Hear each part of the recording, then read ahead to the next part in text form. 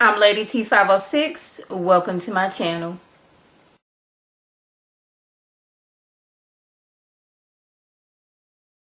Hello everyone's. I am here for Real Housewives of Atlanta season 11 episode 5. If you're new to my channel, welcome. If you're returning, you one of my people, you my family over here, welcome back. So we have Portia. Miss Diane finally meets Dennis. She comes there. She gets to meet Dennis. She wants to know, okay, what are your intentions with my daughter? Because she is over here glowing, and I know she's not pregnant. I was like, I will hope she's not pregnant since she's over here smoking from this hookah, which is his lounge. Like, he has many businesses. He has his hookah lounge. He has his hot dog empire. You know, the brother man is over here hustling. Brother man over here making that money. So he's like, the connection was strong. I really love her. She was like, I asked the Dickies, y'all not getting any younger. So when y'all gonna get, put some beans in that oven? Cause we got some eggs in there and we don't want to leave not an egg behind. So when you get my daughter pregnant, I'll say, shouldn't we be talking about the wedding first? But hey, we doing it out of order. That's y'all, not me. So he was like, I guess, I love her. We're going to be getting married soon. Okay, yes. We're going to be putting some beans in the oven. Portia's like, yes, we will. But I was like, is Portia already pregnant? I just didn't want her to be pregnant in this scene because she was over here smoking from a hookah. But anyways, so Portia says she is madly in love. He didn't got her name tattooed on him. She ran out and got a matching tattoo that he has behind her ear. It was like a cross, a heart, and like money. I think it was behind her ears. So now they got matching tattoos. She's just in love. She's just so giddy. But I'm like, every time Portia get with somebody new, she's like, he is the best thing since sliced bread. I'm ready to get pregnant like last week. This is the man for me. But I'm like, we get that all the time from Portia. But, she pregnant now and he didn't propose. So maybe this is it.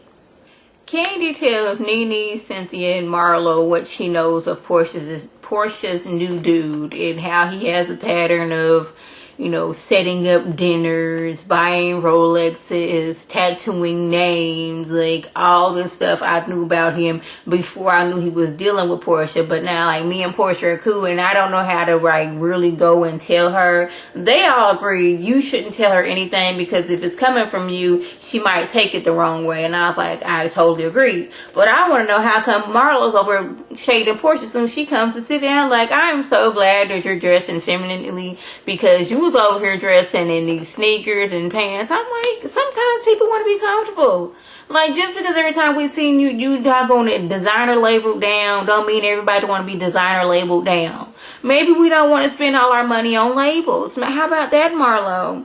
But yeah, she's like, she knows a few things about him, and she knew about him before Portia and Dennis got together. And like, people may think that she don't want to see Portia happy, but she wants Portia to live her best life. And it's just that she just knows some things about Dennis. Like, she's lived in Atlanta her whole entire life, and she's in the music industry, which means she know people who know people who know people. Trying to pick out a wedding dress. Her mama's in town, and mama just like, this is my wedding and y'all will be attending it. Like, every dress she picked out, her mama had some type of issues with. Like some of the dresses, I was like, oh my goodness, these are gorgeous dresses. But then some of them, I'm like, maybe not. But then I was like, these dresses cost like a brand new car, like not a Rosewood, but like a Range Rover. Like, this dress is $60,000. That is the bulk of the budget. No, ma'am. Like, no, I can't see $65,000 on a dress that I'm going to be wearing this one time and one time only. Like, I just couldn't see that. I mean, like, see, y'all, that's the cheap person in me. Like, even if I got $1 million just to spend on the wedding alone, like I got money, and I just $1 million for the wedding, I just couldn't see $68,000 on a wedding dress.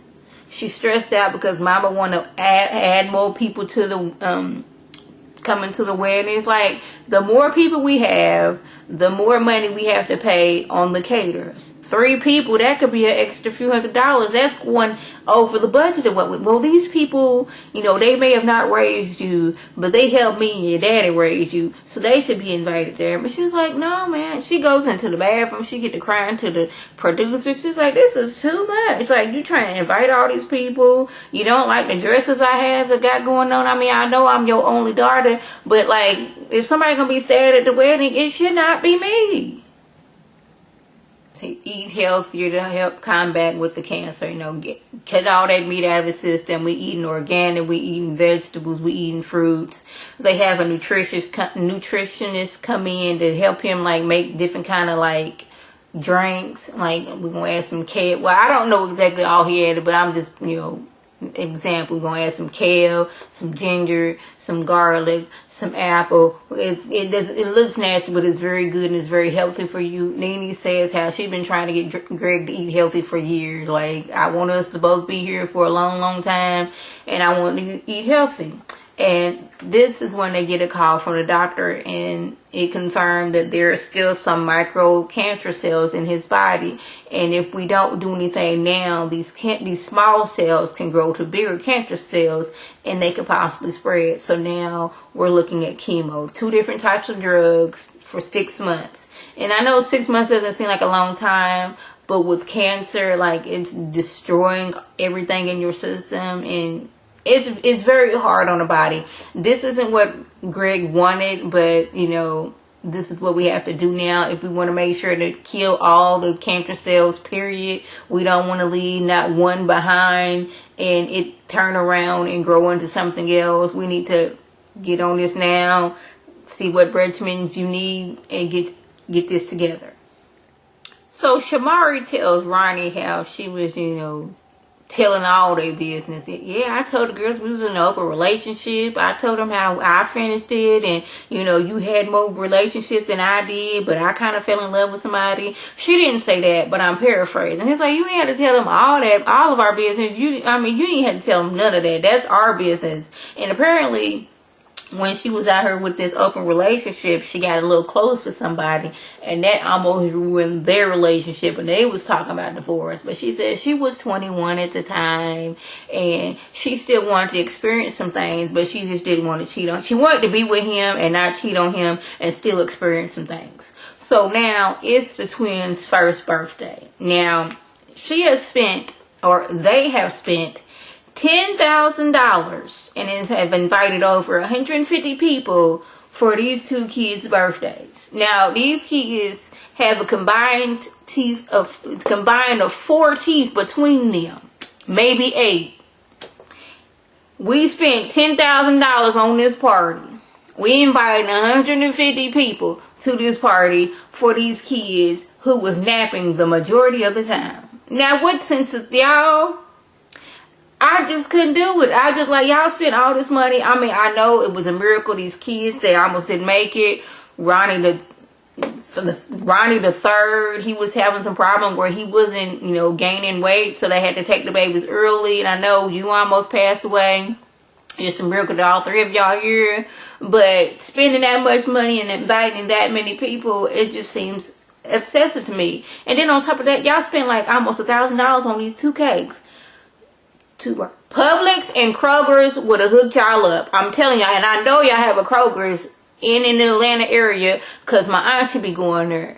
So y'all can't tell me y'all couldn't have gone to Kroger's or Publix. Could have got a few sheet cakes and been happy with it. Like the first birthday to me, that's immediate family and godparents and maybe a few friends. Just because I knew you and for a little bit don't mean you need to be at my baby's birthday party. This the first birthday, this immediate family, godparents, and maybe 2 of your close friends, because it was more grown-ups there than it was kids. I'm telling you, that's how my nephew's first birthday was. It was more grown-up. He was the only child in his first birthday, and we went to Publix to get Publix to get his cake. Publix and Kroger's would have hooked y'all up. I'm just saying, there was no need to be paying $10,000 for these 2 babies' party when they would sleep most of the time at the party. I'm child.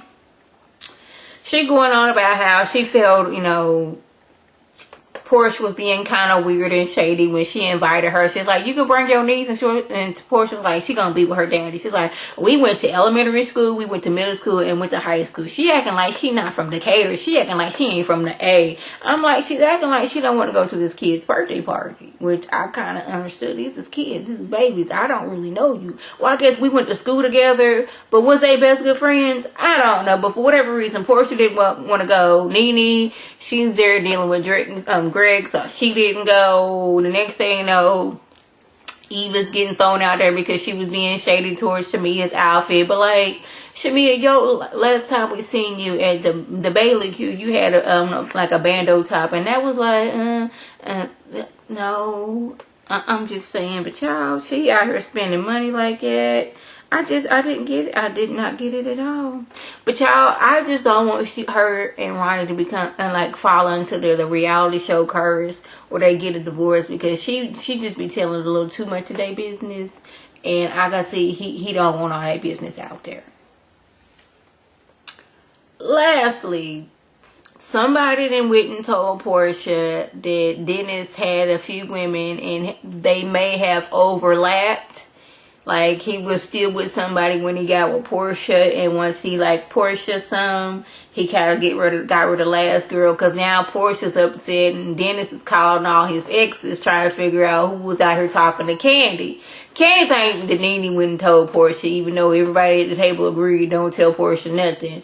But Portia, she's all happy, like, you know, me and Dennis, we were in love. He got his name tattooed, my name on him. I got his name on me, or a tattoo on me. We are in love. And if he was with somebody in the past, he's not with that person anymore. They're weird together. But Candy was like, yeah, but all the things he does for you, he did for somebody else. So, as far as the Rolexes, the dinners, you know, the tattoos, all that stuff, he's done that before. And I know these people who've done it too. My bad. I want what's the best for you. Anyway, Portia's like, we in love, we happy, we in a committed relationship. That was the past, I am the future. That was the just. If I left anything out, by all means, leave a comment below.